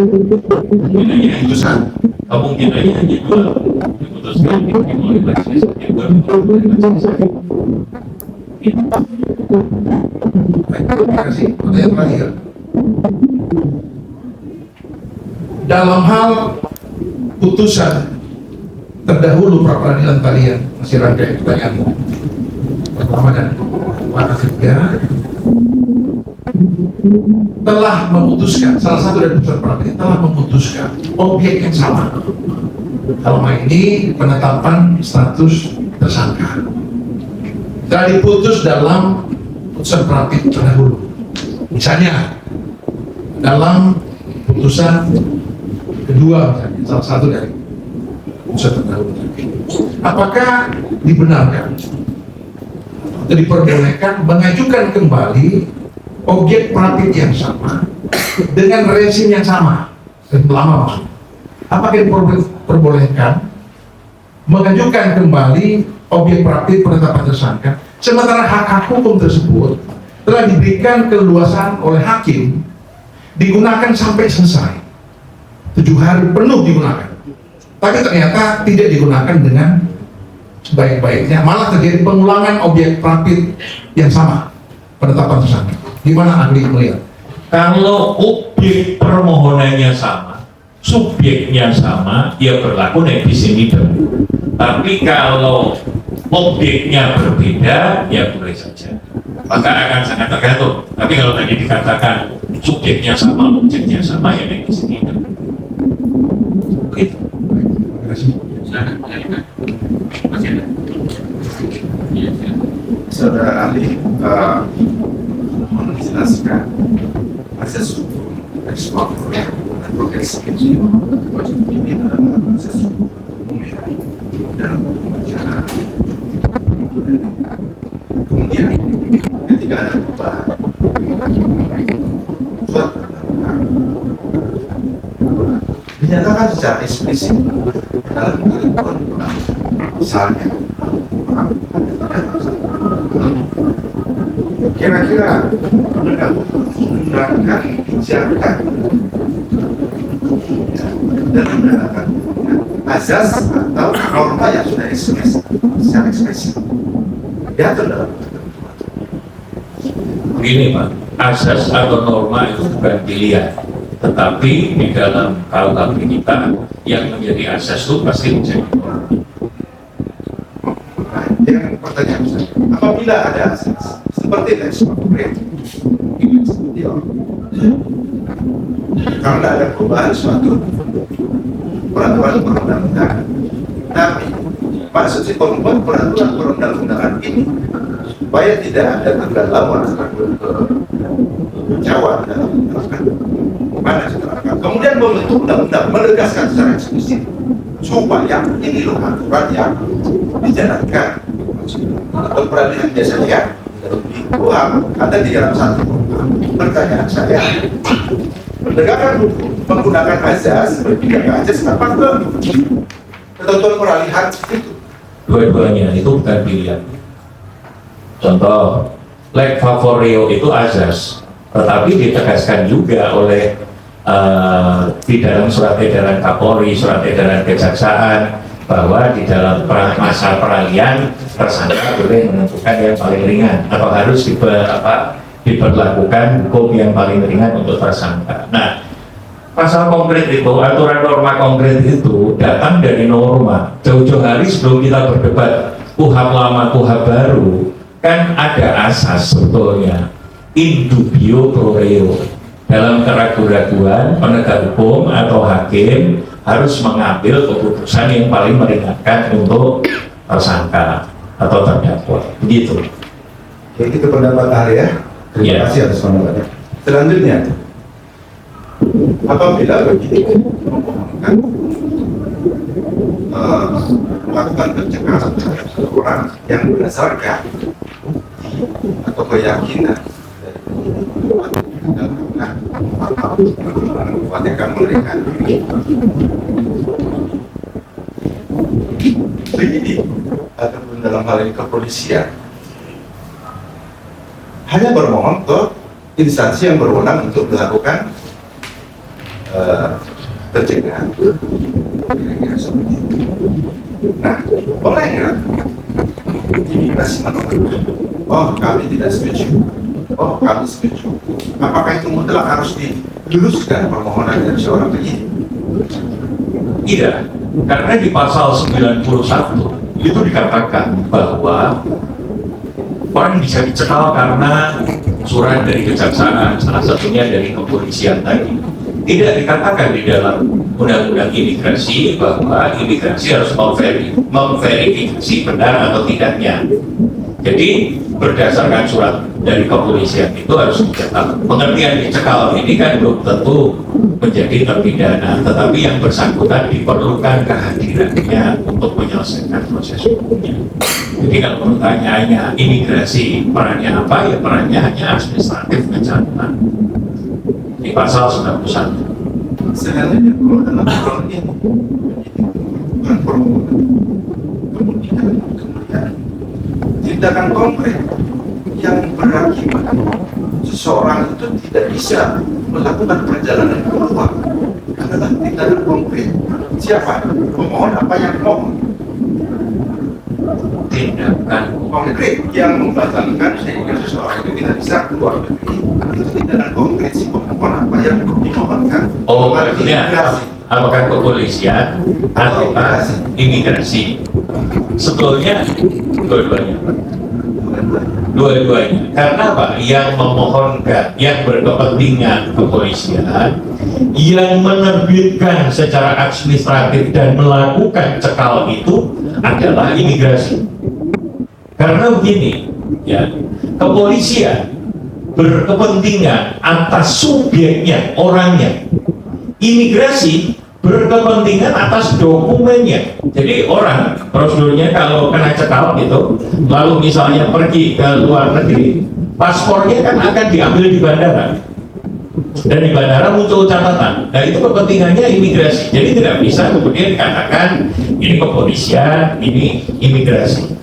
Menjadi ranah keduanya kemudian.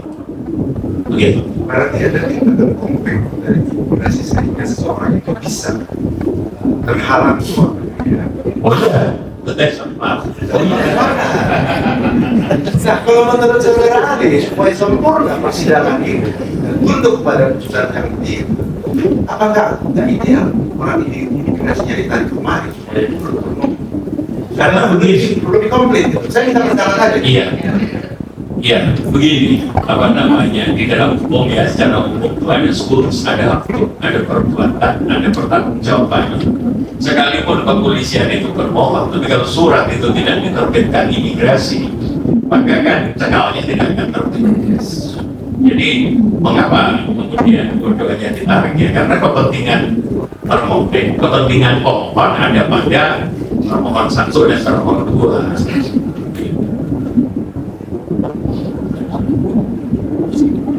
Terima kasih pencerahannya, Pak Ali. Baik, terima kasih Pak. Silakan turun termohon.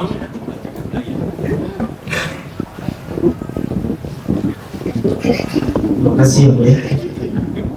Saudara Ali, saya ingin bertanya. terkait asas numerus clausus objek pra peradilan di pasal 158. Mohon saudara ahli jelaskan karakteristik kompetensi absolut lembaga pra peradilan dalam sistem hukum acara pidana Indonesia, itu KUHAP.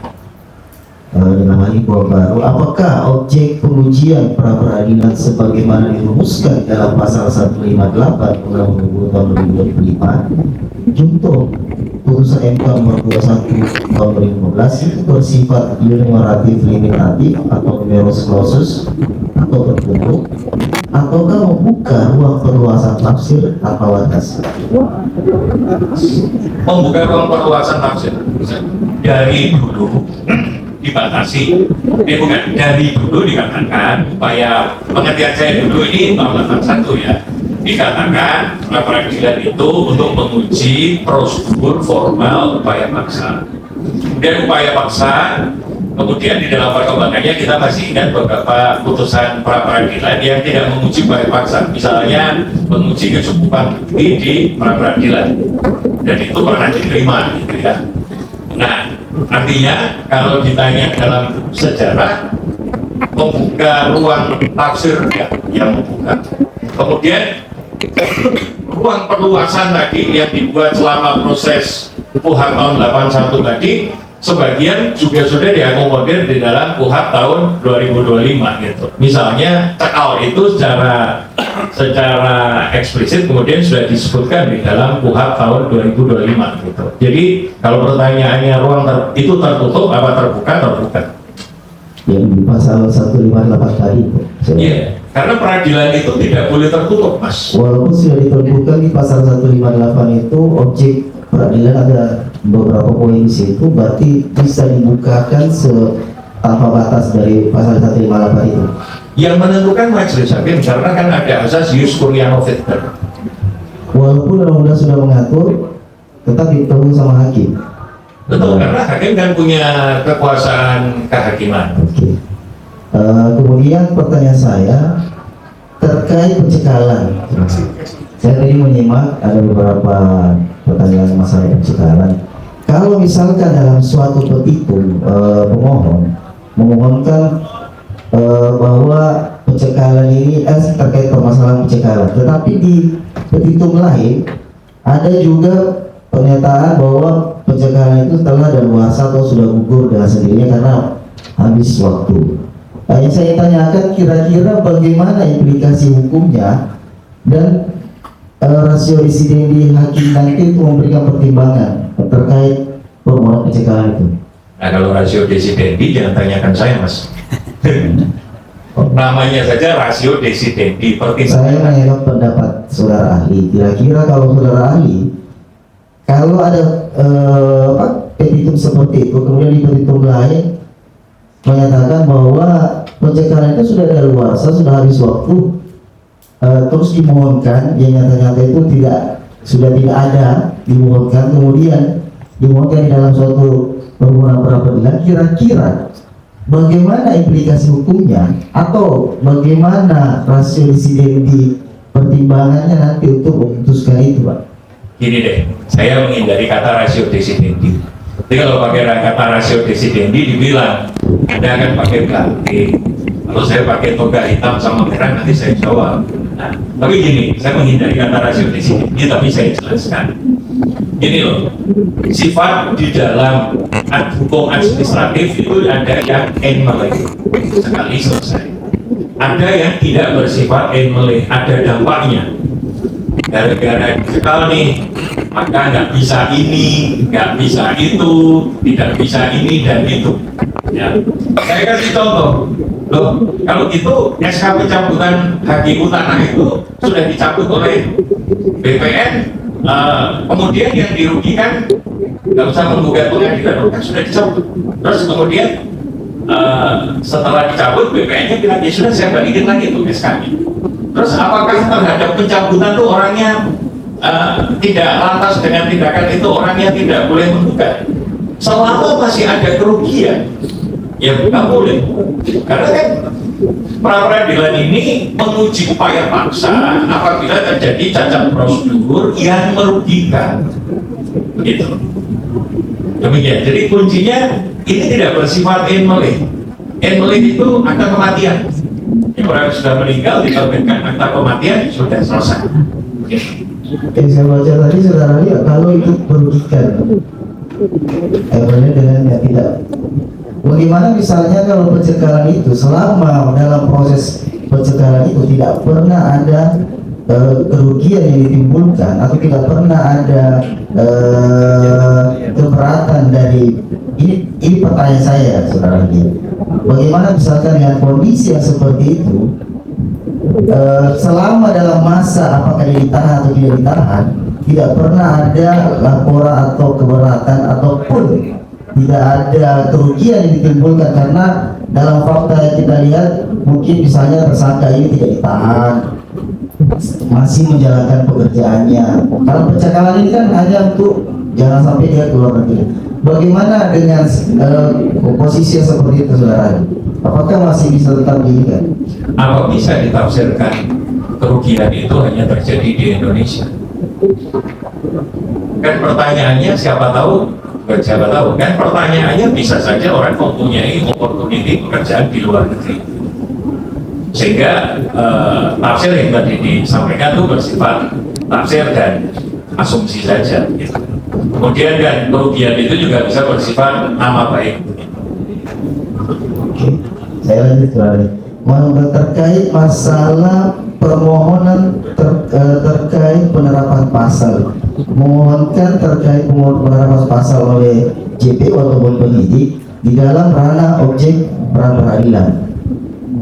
Untuk terkait penerapan pasal ini, Pak, apakah memang harus diperiksakan di permohonan itu? Apakah diperiksakan di sidang pra peradilan atau di sidang pokok perkara dalam hal ini di melalui nota keberatan atau eksepsi? Saya dalam masalah pasal yang tadi diperdebatkan antara termohon dengan pemohon itu, baik itu asas lex favori penggunaan pasal 3 11 310 yang sekarang 434 433, apakah itu bisa diperiksakan permohonan itu di sidang pra peradilan atau hanya bisa di perkara pokok yaitu di nota keberatan dan eksepsi? Sepanjang dia namanya masih tersangka, maka upaya untuk menguji itu pra peradilan. Kalau namanya sudah terdakwa, maka upaya membela dirinya dengan nota perlawanan atau eksepsi. Jadi kan yang tadi dikatakan nota perlawanan, eksepsi itu kan setelah dia mengetahui dia didakwa, maka upayanya dia ya dengan melakukan upaya pertama kali ya dengan melakukan nota perlawanan atau eksepsi. Tapi kan persoalannya ini masih mempersoalkan prosedur formalnya begitu, namanya masih tersangka gitu, sehingga upayanya masih pra peradilan begitu. Apakah saudara bisa menunjukkan saya di bagian pasal mana di UAP di pasal khusus di 158 terkait hal itu? Karena yang setahu saya yang diatur terkait permohonan pra peradilan hanya yang diatur secara limitatif di pasal 158 KUHP Undang-Undang 20 tahun 2025. Kira-kira di bagian objek yang mana terkait permasalahan formil penerapan pasal itu? Begini, tadi kan pertanyaannya kapan harus dibela dengan nota perlawanan atau eksepsi, kapan dibela lewat pra peradilan, gitu kan? Pertanyaan awalnya kalau saya tidak salah, maka saya jawab kalau dia statusnya masih tersangka ya pra peradilan. Dia statusnya sudah terdakwa, dakwaan dibacakan ya dengan eksepsi, itu jawaban saya. Terus kemudian kalau ditanya dasar hukum saya apa, dasar hukumnya ya tentang pra peradilan tadi. Pra peradilan gugur kalau perkara pokoknya sudah dilimpahkan. Nah, artinya apa? Upayanya sudah habis. Kenapa? Nama tersangka sudah jadi terdakwa. Artinya selama dia masih tersangka, pra peradilannya belum gugur. Upaya dia menguji pra peradilan. Tapi kalau upayanya sudah habis, sudah dilimpahkan, kan berarti sudah bukan kewenangan penyidik lagi, sudah kewenangan JPU. Kalau sudah kewenangan JPU selaku penuntut umum, ya maka upayanya dia dengan melakukan nota keberatan atau eksepsi di pengadilan. Demikian, Mas. Izin melanjutkan. Ahli, pasal 163 KUHP 2025 ayat 1 huruf G disebutkan putusan pra peradilan pada tahap penyidikan tetap dapat dilakukan pemeriksaan pra peradilan kembali pada tahap pemeriksaan oleh penuntut umum dengan permintaan baru.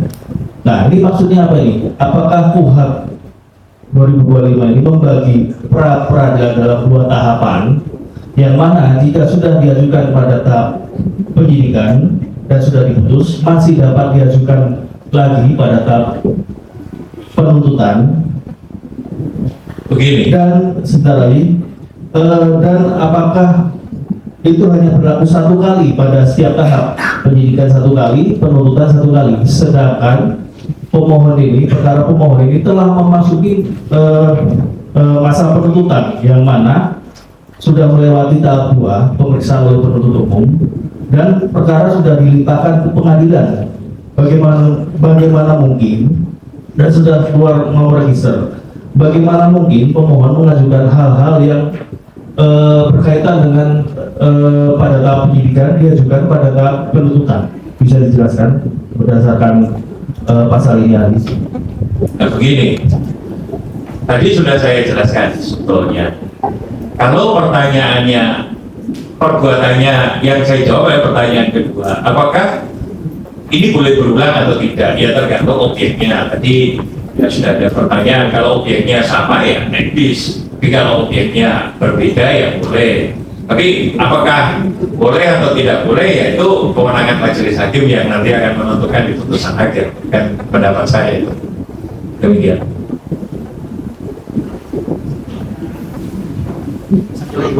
Boleh, masih ada waktu 2 menit lagi. Saya ingin bertanya lagi sebagai ahli terkait pasal 160 ayat 3 ya. 160 ayat 3 masalah upaya permohonan pra peradilan atas upaya paksa oleh keluarga tersangka atau advokatnya hanya dapat diajukan satu kali untuk hal yang sama. Mohon penjelasan dari saudara ahli terkait pasal tersebut. Pemahaman frasa objek yang hal yang sama itu objek yang sama, bukan. Jadi kan ini upaya paksa ada banyak tuh. Jadi bukan satu kali untuk semuanya, tetapi satu kali untuk objek yang sama. Gitu. Cukup. Cukup ya. Baik, terima kasih. Nanti silahkan kita ambil kesimpulan. Terima kasih Ali sudah memberikan keterangan, sudah boleh meninggalkan persidangan. Ali berikutnya sudah hadir, Bu? Sudah, silakan Pak.